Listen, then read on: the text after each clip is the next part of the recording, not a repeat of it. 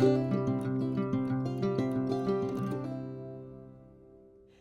everyone, it's Jessica Dybzinski. Thank you so much for joining me today. It's time for a Makers with Heart video collaboration, and for October, we are all going to be creating with this adorable Stamp of the Month set called From Owl of Us. It is so cool because this Stamp of the Month actually comes with coordinating thin cuts, so you can die cut these images out.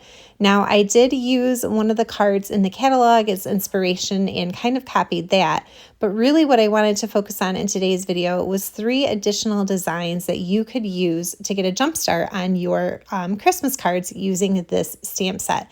So I did make sure to use all cardstock because my thought was, you know what, it's easy to kind of order the colors that you need in a custom cardstock pack, and that way you can really just kind of stock up on the papers that you need and knock a whole bunch of these out. I used a couple of different coloring mediums on my cards, so I will show you 3 different ways that I colored my owls.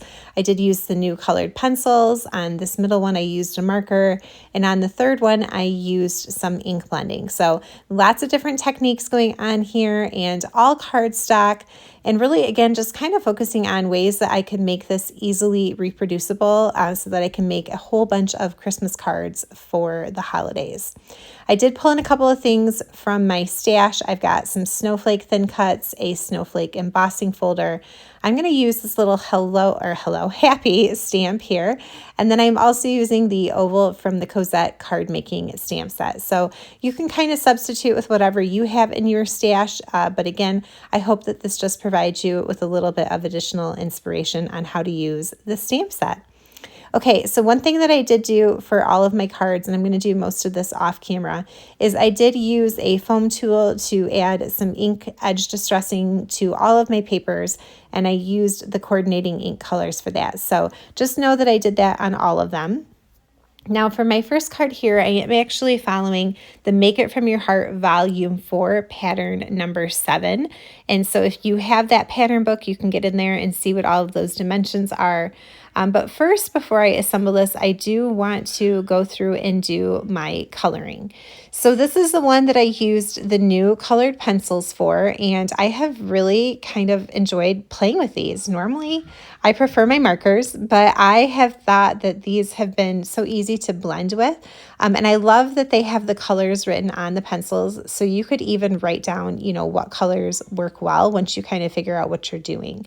So again, if you're mass reproducing your Christmas cards, you can just kind of have a little note to yourself, like use such and such color for these different images. So don't forget to color in their little eyes. I always forget to do that, but so cute. And I'm going to do some shimmer brush on the little pom-pom on the hat, so I left that part white. Okay, I've gone ahead and used the coordinating thin cuts to cut my 2 owls out along with 2 additional pieces. And then I'm going to glue all of these together so that my owls are 3 pieces of cardstock thick. It just gives a little bit of dimension. This particular card does have a decent amount of dimension on it, so if you are concerned at all about sending this in the mail and the cost of postage, then you could just do the single cut on the owls and not stack up 2 additional pieces behind them.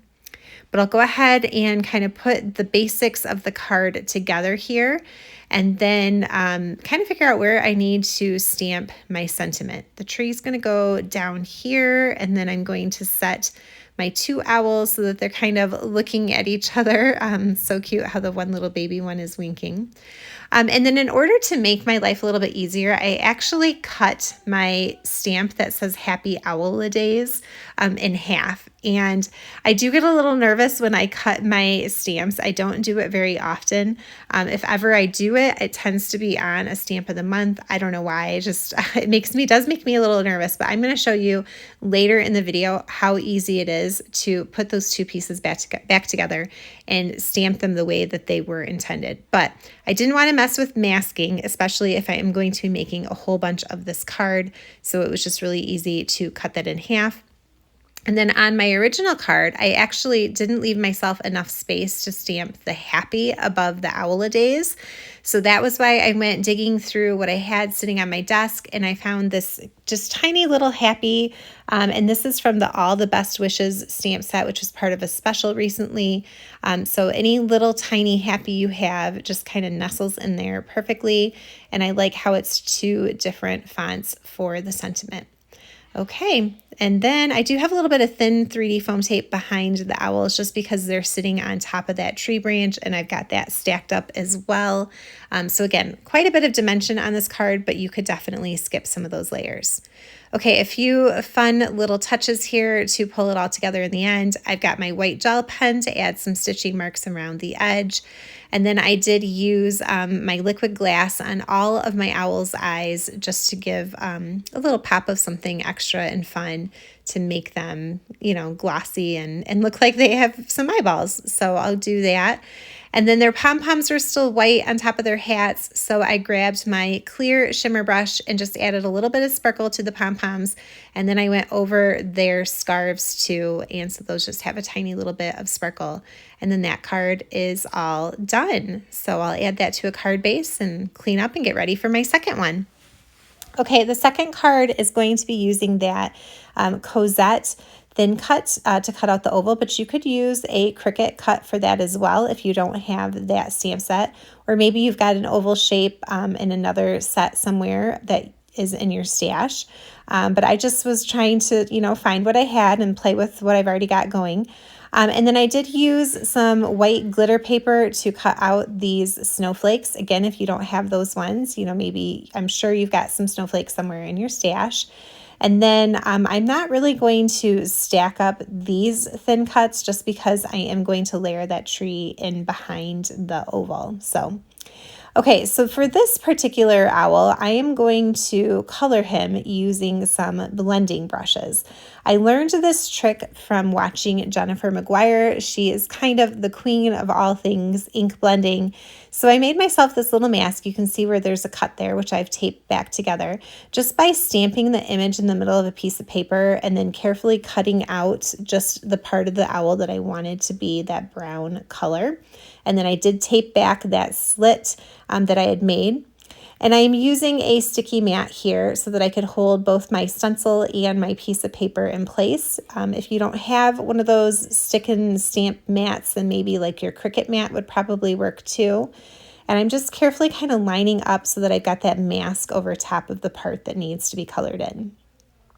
I'm using mink ink, which is always so fun to say, mink ink, for the majority of the owl's feathers and his face and his body. But when I did it the first time, I thought that he looked a little flat just with that mink ink. So that's why I did grab the smaller blending brush and I came in with a little bit of toffee and just added like around where his feathers, I don't know, they're not his ears, but the little feathers that are sticking off to the right and the left. I put a little bit of darker ink there, and then also the part on the top of his head that kind of forms that triangle on his face. I just wanted to add a little bit of different color to, just to make it pop a little bit. And since I am using that blending brush, I can't really be too exact, but it's fine. When you pull it all off, it looks great. And that was definitely a lot faster than coloring with either the markers or the colored pencils. Now I could probably do that too for the other pieces on him, but I did color the rest of that image with my colored pencils rather than making additional masks. But definitely that could be, masked off as well in different masks. And even though I went over his little beak, I was able to cover it with the orange colored pencil. Okay, so I did glue those two pieces of cardstock together, and then I ran them through so that I have that oval cut out. I'm going to save that oval because it will be used on my other card. I didn't want to waste anything. And this is the basic design here. So what I'm going to do is pull in a piece of white cardstock to back that cutout. And I'm going to add a little bit of mist ink with a different blending brush here. So that way it's not so stark white, but almost kind of looks like I don't know, like a blue sky-ish kind of behind the owl. So I don't need it to be too dark, but you can see I'm tapping off on the back side of my cardstock just so I don't have any harsh marks when I do that ink blending. And then I keep a scrap bag of pieces of white daisy. After I run my die cuts through, I feel like there's still a decent amount of cardstock there that is usable. So rather than doing a whole bunch of foam tape on the back of cards, I like to just kind of grab from my random bag until I have enough layers. So this, I believe, has 3 layers of scrap pieces of cardstock on it. So that way it does have a little bit of dimension, but it didn't have to use up a ton of foam tape to achieve that look. Okay, so I'm going to cut off the end of my branch there so that part of it can go behind the oval opening. And then I basically kind of tried to place it so that some of the leaves were also tucked behind the oval opening, but some were coming out over the front of the card. So that way it just kind of looks like the tree branch is growing out from behind the card there. And then I will put this guy here. Now him I did stack up a little bit, not the tree branch though, because I was manipulating it in that way. But I did stack him up with a couple of other pieces of die cuts and then a little bit of foam tape and put him to the front. Now for the snowflakes, it would have been smart for me to glue them to that missed piece of cardstock first because now I can't see where to cut it. So what I'm doing is just kind of holding my little extra piece of glitter paper snowflake here and holding it to a corner of a different piece of paper so that way I can make sure that I have a right angle on that snowflake that I can easily glue down. Same final little touches, a little bit of shimmer brush. Since his eyes are closed, I did put some liquid glass on his beak instead. But again, same tiny little touches just to add that little extra oomph. And then my warm wishes card is all done. So again, a lot of fun and another option for coloring. Okay, on the third card, I colored this owl with marker, and I'm going to show you how I made that snowflake background on there. So this is an old embossing folder, but again, you can use anything that you have in your stash. I'm still saving that oval that is from the other card. And then I'm going to put that sentiment back together. I'll show you how I did that too, even though I cut it in half. Okay, so let's begin by making our background. I want to do this first so it has time to dry. Now I do have the Close to My Heart die cutting and embossing machine, and that means that I can change it from the die cutting setting to the embossing setting, so that way it has the right amount of pressure. And then what I did discover is that initially I ran it through too loose, so you might want to put it on just a little bit tighter into the negative numbers. And then I'm taking my embossing folder and I'm just going to tape my piece of cardstock to the back of it so that way it doesn't slip and slide on my ink. I want to make sure I get a nice clean impression. So I'm going to ink up the side of the embossing folder where those snowflakes are raised up. So not the background that's raised, but the snowflake that is raised. Now this is where I wish I would have had a brayer. I don't own a brayer. I really want a brayer. I need to just, bite the bullet and go buy one because that would definitely make this a lot easier. So instead I'm just carefully sliding my white pigment ink pad over the top of it and then closing that embossing folder.